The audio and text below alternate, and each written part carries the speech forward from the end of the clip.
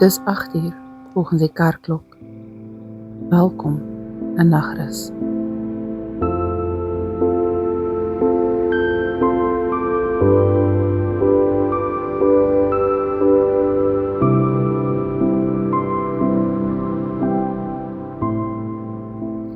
Een reuse muisnes het veroorsaak dat die plafon by nommer 3 Kerkstraat ingetuimel het.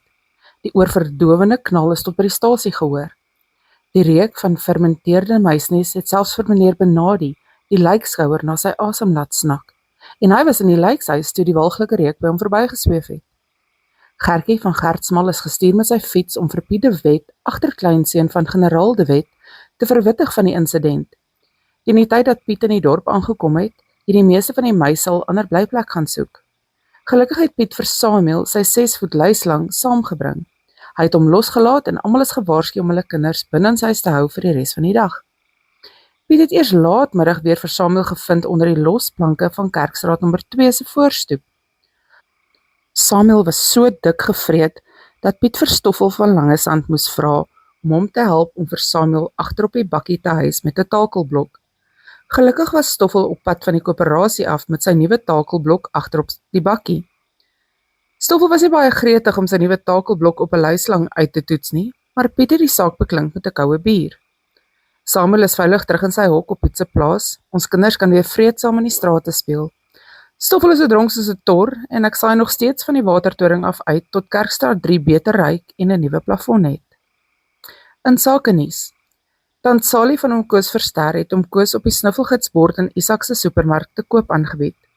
Geen redes vir die advertensie word aangevoer nie, maar die woord op die straat is dat Oom Koos haar verkeerde naam genoem het.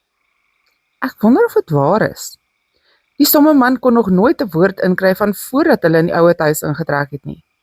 Volgens berigte het Tant Treida 'n aanbod ingesit. Tant Treida het weduwee geword vir die 6de keer laas jaar, toe Oom Stefanus van Kapot nie teruggekom het van 'n jagtog af nie. Blykbaar is die onderhandelinge nog voorslepend. Ander sake nuus is daar nog nie, want Isak het sy supermark toegemaak tydens die muisnes insident. Hy sê die reuk het die melk laat afgaan. Ek kon dus nog nie 'n Sondagrapport bekom nie.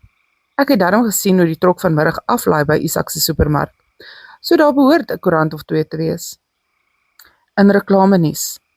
Tant Rali wil net dit onder almal se aandag bring dat daar 'n kamer beskikbaar gaan wees in die Lucieshuis vanaf die einde van die maand. Melanie van Tant Hetty en haar 14 katte trek dan in die ryhuis by Kerkstraat nommer 4 in. Dis natuurlik as die rotnesreuk dan al leefbaar is. In sportnuus.